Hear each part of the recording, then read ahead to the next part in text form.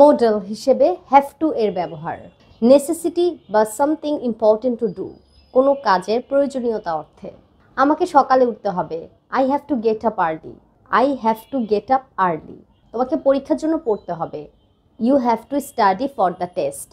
You have to study for the test. তাদেরকে দ্রুত যেতে হবে, দে হ্যাভ টু লিভ সুন।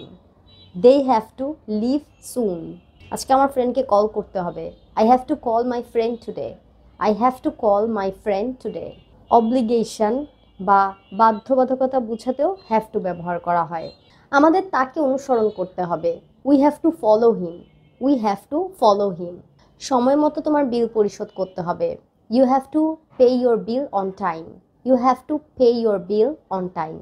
আমাকে আজকে অ্যাসাইনমেন্ট জমা দিতে হবে, I have to submit my assignment today. I have to submit my assignment today. Rules বা সামথিং অফিসিয়ালি রিকোয়ার্ড এরকম বুঝালেও আমরা হ্যাভ টু ইউজ করি। Students have to bring their books everyday. স্টুডেন্টদেরকে তাদের বই প্রতিদিন আনতে হবে, students have to bring their books everyday. তাদেরকে সময় মতো পৌঁছাতে হবে, they have to arrive on time. They have to arrive on time. এখন দেখো, আমরা যখন হ্যাভ বলছি, হ্যাভ টু এর জন্য হ্যাভ বলতে হয় যেখানে তুমি আই বলবে, আই বলতে বোঝায় আমি। I have, you have, they have, we have.